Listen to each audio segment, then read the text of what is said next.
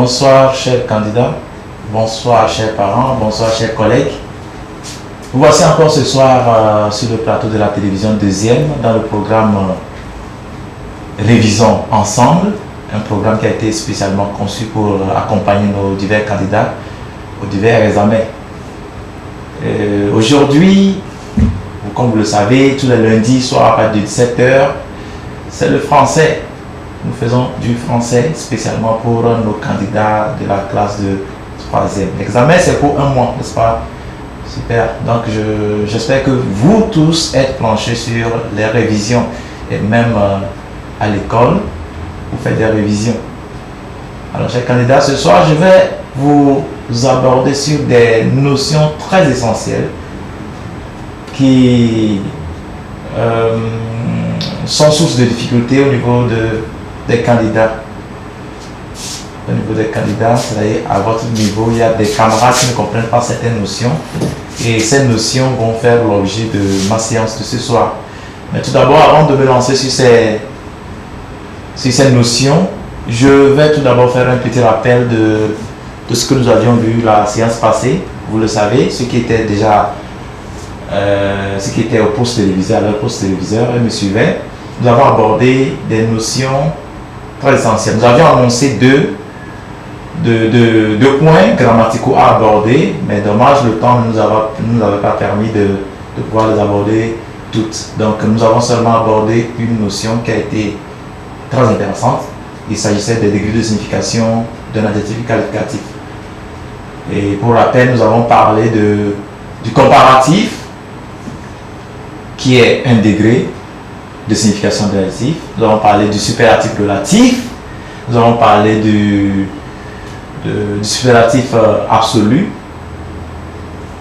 Et nous avons parlé du comparatif relatif aussi. Alors, le comparatif, nous avons vu qu'il y a trois niveaux. Au niveau du comparatif, nous avons trois niveaux. Nous avons le comparatif d'infériorité qui se construit avec moins, l'adverbe moins, suivi d'un adjectif. Nous avons vu le comparatif d'égalité qui se construit avec l'adverbe aussi, suivi d'un adjectif qualificatif, et le comparatif de supériorité qui se construit avec l'adverbe plus, donc suivi d'un adjectif. Donc plus intelligent que, moins intelligent que, aussi intelligent que. Vous voyez, donc bon, ça c'était ce dont nous avons parlé au niveau du comparatif. Nous sommes tombés ensuite sur le superlatif relatif. Le superlatif relatif où nous avons deux degrés. Au niveau du superlatif relatif, nous avons le superlatif relatif d'infériorité. Nous avions étudié aussi le superlatif relatif de supériorité. Alors, le superlatif relatif d'infériorité qui se construit avec l'adverbe le moins. Donc, moins est précédé de le moins. Donc, le qui varie en fonction du sujet de la phrase. Le moins, la moins, les moins. Nous sommes suivis d'un adjectif qualificatif. Et là, nous sommes en construction du comparatif et du superlatif d'infériorité. Alors, au niveau du superlatif relatif de supériorité, nous avons parlé de l'adverbe le plus suivi d'un adjectif qualificatif. Sous-entendu, le plus qui doit varier selon le sujet de la phrase. Donc, le plus, la plus, les plus, suivi d'un adjectif qualificatif. Et nous sommes tombés enfin sur le superlatif absolu qui se construit avec des adverbes comme très, hyper, archi, ainsi de suite. Donc, si je dis par exemple intelligent, me dit de mettre intelligent au superlatif absolu, je dirais très intelligent. Il est très intelligent, le superlatif absolu. Alors, lorsque l'adjectif n'est pas employé à aucun des degrés que je viens de mentionner, on dit que l'adjectif est employé au positif. Donc, on appelle le neutre. D'accord? Ok, merci. Aujourd'hui, je vais aborder aussi une notion, ou bien des notions très essentielles qui sont au programme de la classe de troisième à votre programme. Nous avons vu ça c'est le rappel des points abordés la séance passée que je viens de faire. Nous avons le participe passé suivi d'un infinitif. Nous avons le participe passé suivi d'un infinitif que nous allons étudier aujourd'hui. Nous allons réviser sur le participe passé suivi d'un infinitif. Ensuite, tomber sur le participe passé des verbes pronominaux si nous avons suffisamment de temps. Ok. Nous allons rapidement tomber sur le participe passé suivi d'un infinitif. C'est le premier point. C'est quoi le participe passé suivi d'un infinitif? Très souvent, c'est avec l'auxiliaire avoir que ces participes passés accompagnent. Les participes passés là accompagnent. Ces participes passés suivis d'un infinitif accompagnent souvent l'auxiliaire avoir. Si je dis par exemple, je vais donner une phrase parce que la phrase est beaucoup plus démonstrative de ce que je veux dire. Je dis l'enfant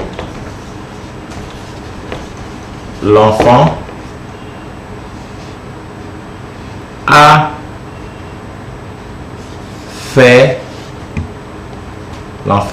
fait tuer la biche.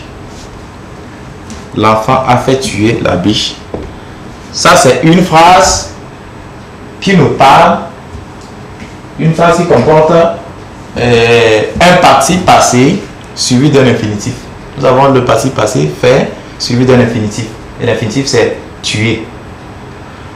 Pourquoi l'infinitif qui suit un participe passé? Parce que nous avons tous appris depuis le primaire que lorsque un verbe est conjugué, le deuxième se met à l'infinitif dans la même phrase. Lorsqu'un verbe est conjugué, le deuxième se met à l'infinitif. Voilà, nous avons un premier verbe. C'est le verbe faire qui est conjugué avec l'auxiliaire avoir puisqu'il est autant composé. Et donc, le deuxième verbe qui suit doit être à l'infinitif. Nous sommes tous d'accord? Super. Alors, nous avons un deuxième verbe qui est à l'infinitif. La question maintenant qui se pose, c'est que à ce niveau, nous avons des tactiques de guerre bien différentes. Nous avons d'abord à la base le participe passé suivi d'un infinitif qui ne s'accorde pas avec le sujet.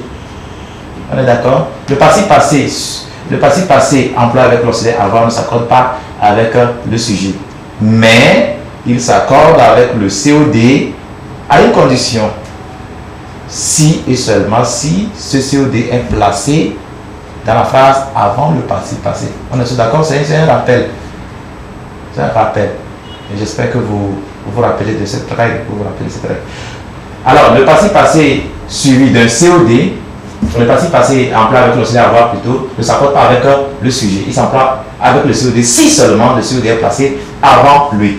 Ok. Mais ici, nous avons un cas spécial où nous avons un participe passé suivi d'un infinitif.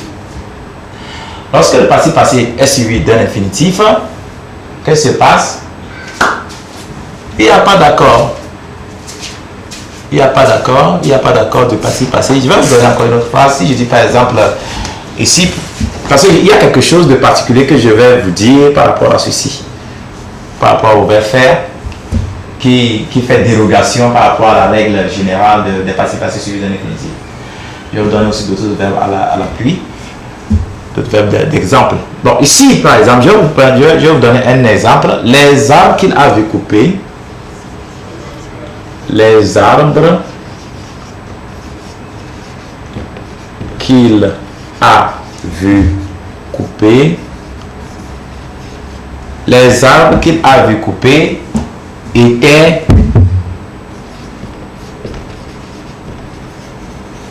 étaient immenses. Immense.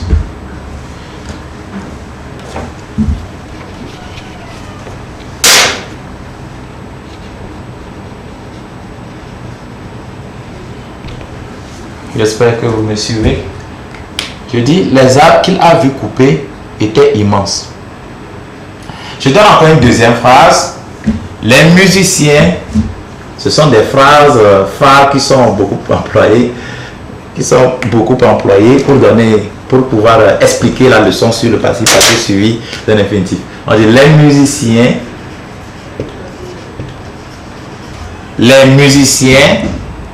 que j'ai entendus,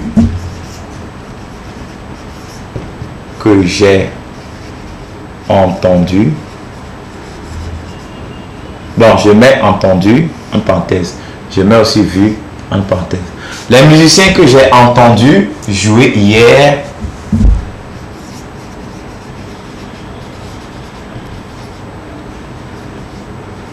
sont formidables.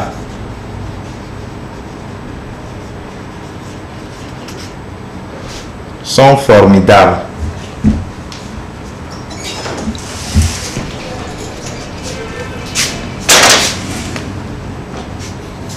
J'aimerais que la phrase tienne sur la même ligne pour que nous puissions bien expliquer les trucs. Nous avons les arbres. Les arbres qu'il a vus couper étaient immenses.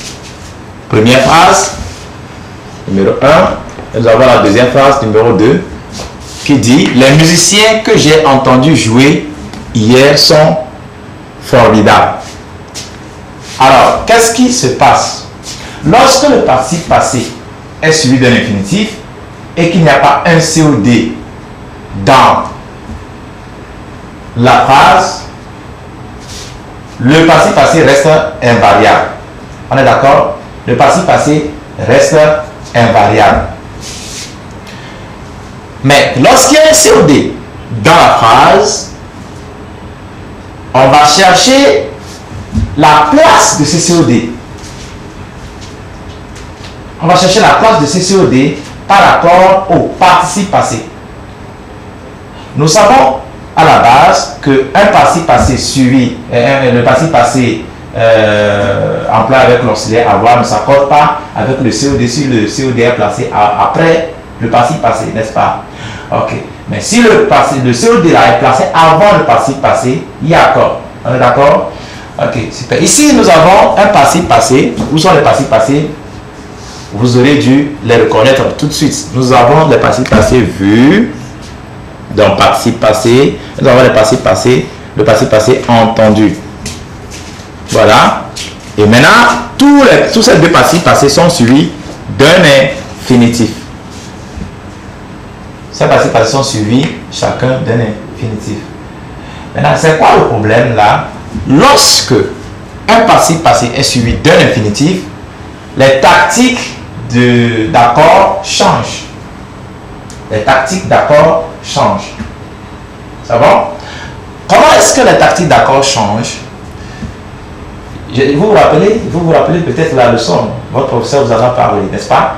Ok, je vais vous faire ça. Je vous ai dit, ce n'est qu'un rappel ici. On dit, lorsque le participe passé, je vais vous donner la règle.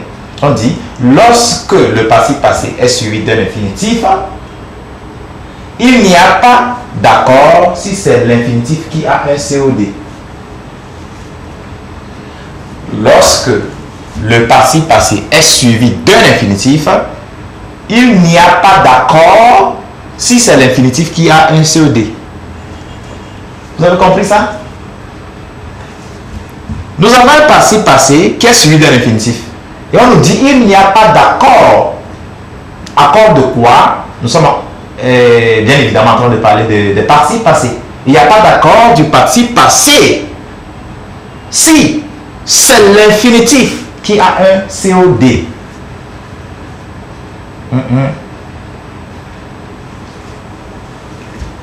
Comprenez ça? Il n'y a pas d'accord si c'est l'infinitif qui a un COD. Alors, allons vite à l'analyse de cette première phrase. Nous allons voir si, puisque j'ai mis le participe passé en parenthèse, juste pour que vous et moi analysions et que nous déterminions ensemble si nous devons faire un accord ou pas. Allez, on y va ensemble. Par rapport à la règle que je viens d'énoncer, je la rappelle. Lorsque le participe passé est suivi d'un infinitif, et c'est le cas ici, il y a un infinitif qui suit le participe passé, on dit quoi? Il n'y a pas d'accord si c'est l'infinitif qui a un COD. Bien. Les arbres qu'il a vus couper étaient immenses. Nous allons analyser. C'est quoi le COD? Nous allons chercher à déterminer le COD dans la phase. Le COD c'est quoi? Le COD c'est quoi? Les arbres qu'il a vu couper. Il a vu couper quoi? Pour déterminer le COD dans une forme, pour la question quoi juste après le verbe, n'est-ce pas? Alors il a vu couper quoi? Les arbres. Les arbres c'est le COD. Les arbres c'est le COD. Maintenant, on va voir. C'est le COD de laquelle est remplacé par que ici. C'est le COD de laquelle est remplacé par que ici. Bon, fixons cet arbre. Fixons ceci. Les arbres qu'il a vu couper étaient immenses. Maintenant, nous allons faire une analyse succincte pour voir si le COD appartient au participe passé ou à l'infinitif.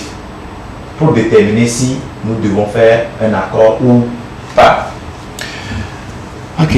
Les arbres qu'il a vus. Il a vu les arbres. Voir. C'est ça le participe passé. Voir les arbres. Oui. Couper les arbres. Couper quoi? Les arbres. On peut voir aussi les arbres.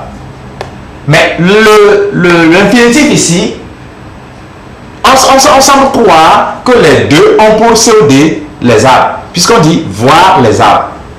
On peut dire aussi couper les arbres. Mais l'infinitif l'emporte.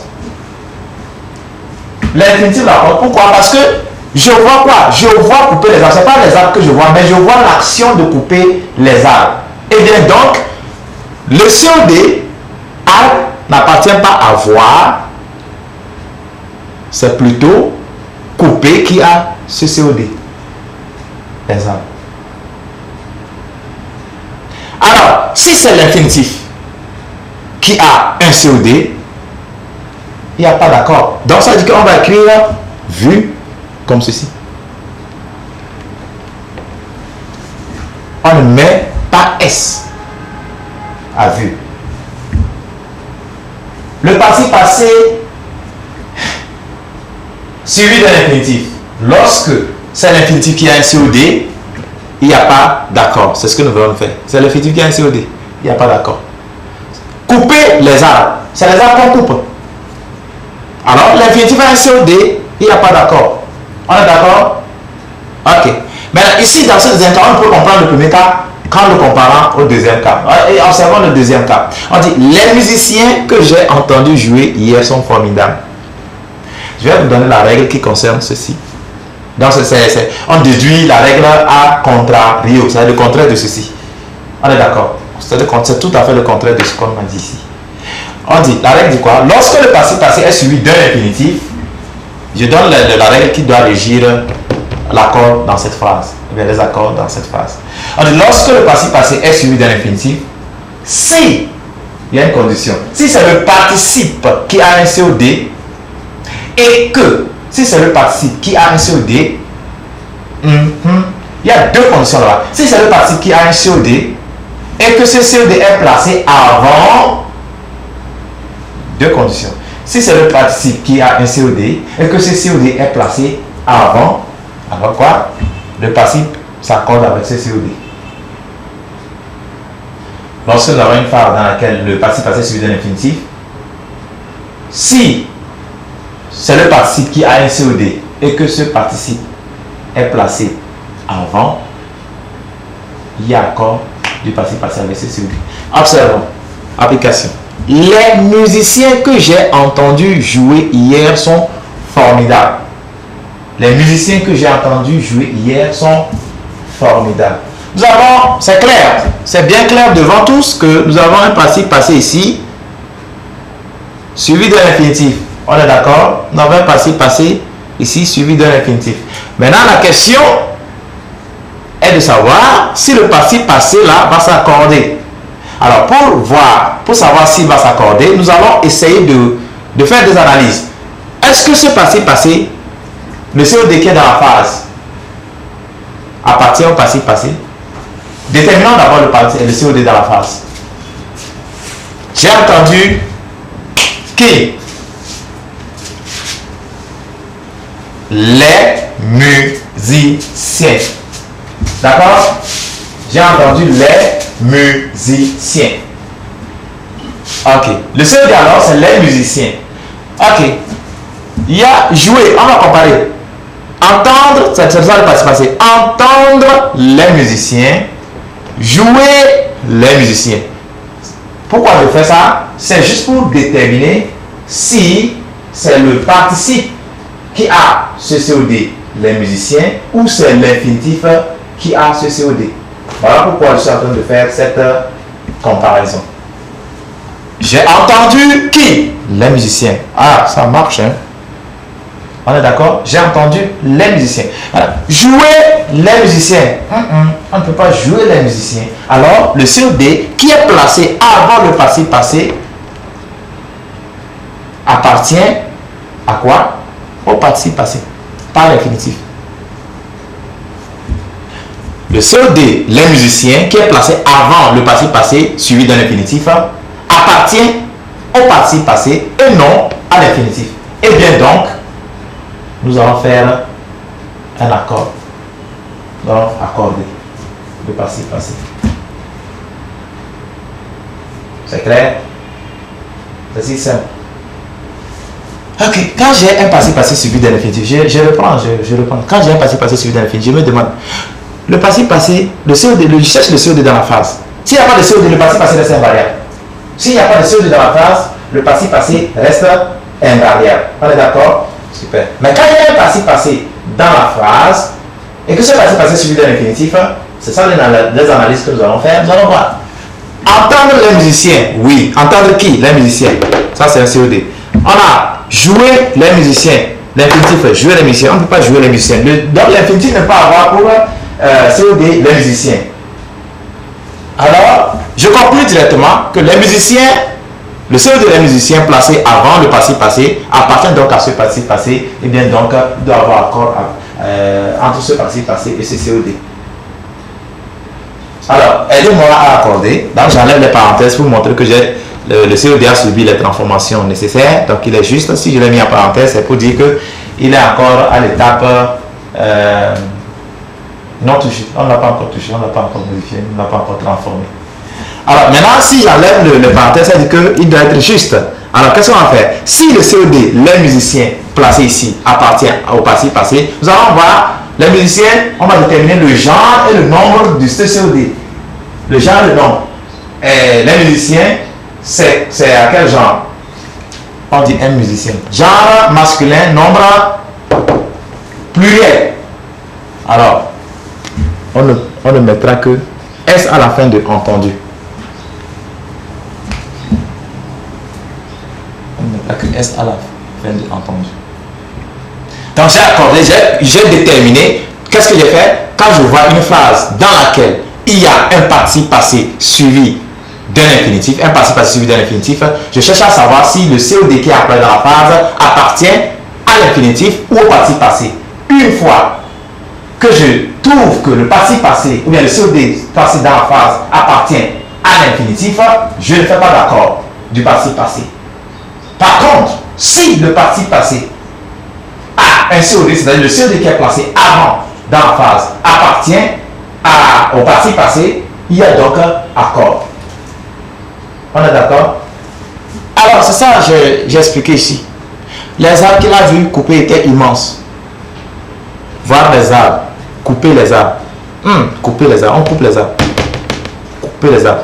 Le COD l'a placé avant, appartient à l'infinitif, et donc, on ne va pas accorder ce passé passé.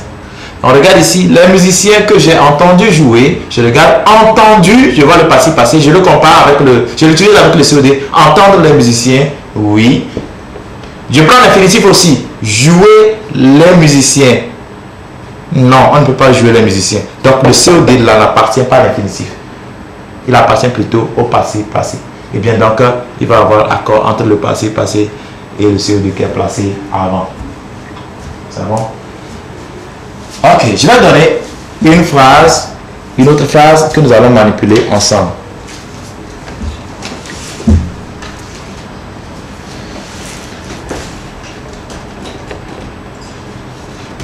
La fille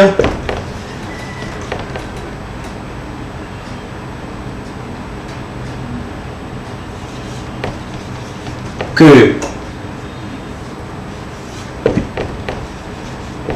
j'ai aperçu, dans apercevoir, je mets apercevoir ici,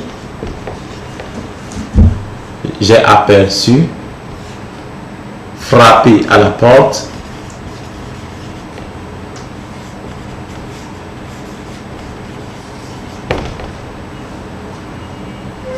et ta sœur.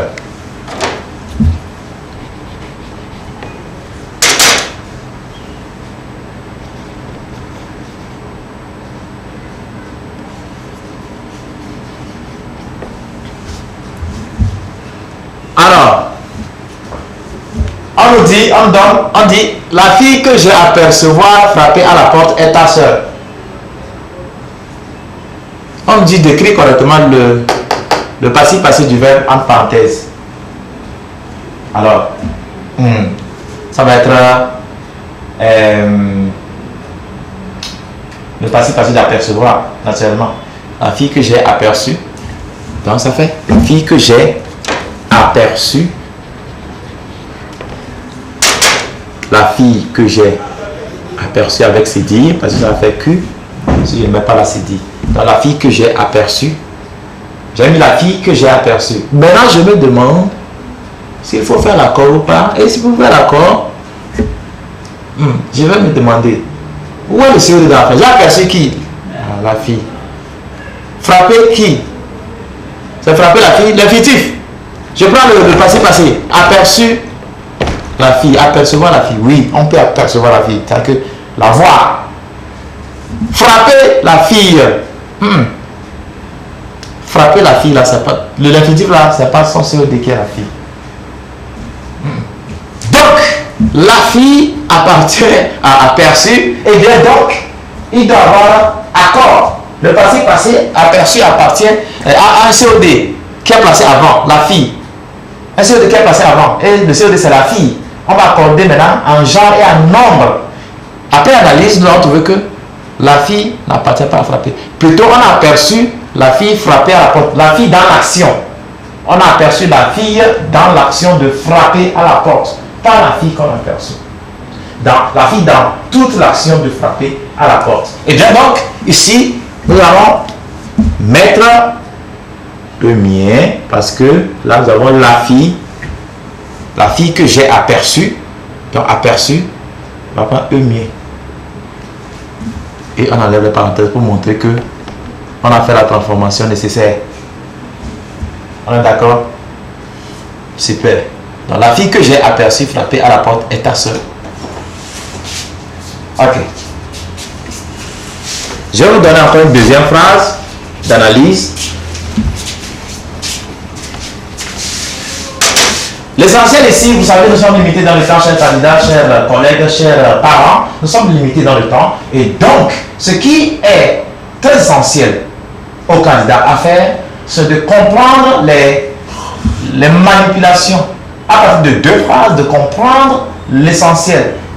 La manipulation, mais les manipulations qui sont opérées. Parce que si vous avez compris la règle, chers candidats, vous serez à même, vous serez capable de pouvoir transformer d'autres phrases. Une fois que le principe est acquis, on peut l'utiliser à plusieurs endroits. Donc, ce n'est pas le nombre de phrases que je vais poser au tableau ici qui est important, mais je suis en train de chercher à ce que vous ayez le principe d'analyse qui s'opère avant de pouvoir faire ces accords. Je vais vous donner encore une deuxième phrase et là nous allons essayer d'aborder le prochain point. Nous avons le temps qui nous talonne. Oh, bon Dieu de bon sang, de bon cœur, de bonsoir. Ok, je vous donne encore une autre phrase. Je ne suis pas sûr que nous puissions aborder le deuxième point. Mais on verra à la prochaine fois. Nous allons parler des passés passés, des verbes pronominaux.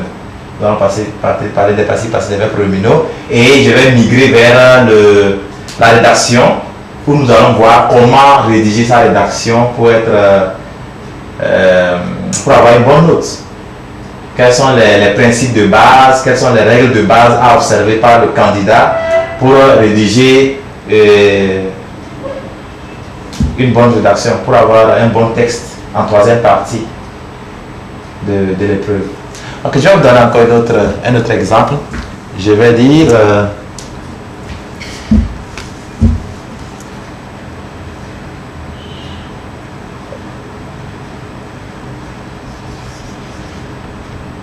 le chasseur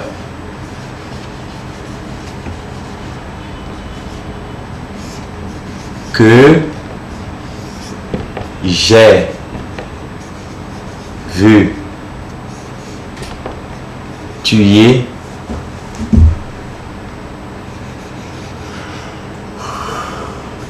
la biche sera présent.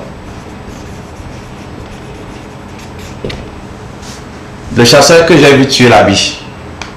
Nous allons voir un passé employé avec l'auxiliaire avoir qui est suivi d'un infinitif. Nous allons faire des analyses pour voir si on doit accorder le passé. Hein? Je regarde. Voir le chasseur. Tuer le chasseur. Le COD appartient. Le COD le chasseur. Le COD en principe, c'est ça le COD que. Mais pour que vous voyez mieux, je vous dis, puisque le que là représente aussi le chasseur. Donc, le chasseur que j'ai vu dans le COD est placé avant le passé. Maintenant, le chasseur, là, je l'analyse. Le COD, il appartient à l'infinitif ou bien au passé. Passé ou bien à l'infinitif. Essayez d'analyser. Le chasseur que j'ai vu tuer la biche sera présent. Je prends le passé. Voir le chasseur. Tuer le chasseur. Non. Tuer le chasseur. Dans cette phrase, ce n'est pas le chasseur qui est tué. Tuer le chasseur. Non. C'est le chasseur qui tue. Donc, le passé qui est ici s'accorde avec le COD. Le passé s'accorde avec le COD qui est placé avant. On est d'accord? Donc ici, comme nous avons le genre masculin et singulier, on ne fera que enlever les parenthèses et puis c'est tout. On peut vous poser la phrase, on peut vous poser une question en mettant différentes formes du même verbe. On peut mettre le apercevra avec, par exemple ici, on peut mettre en parenthèse verra, voir, vu, avec ES, vu, sans ES, ainsi. On vous demandera alors de choisir la bonne réponse. La question peut venir sous cet angle. On vous fait des propositions de réponse, on vous dit de choisir la bonne réponse. Avec l'APC, c'est comme ça, ça marche. Donc on peut vous soumettre ce genre d'exercice. Alors, dommage, le temps nous talonne, on ne va pas pouvoir aborder le deuxième point, le passé des verbes pronominaux. On ne va pas pouvoir aborder le passé des verbes pronominaux. Nous allons l'aborder plus tard. Et je vais vous amener encore d'autres précisions sur les points déjà abordés. Par exemple, au niveau des degrés de signification, nous allons parler de certains degrés de signification qui sont irréguliers, donc qui ne suivent pas la règle. Certains degrés de signification, s'il vous plaît, si le caméra peut nous suivre par ici.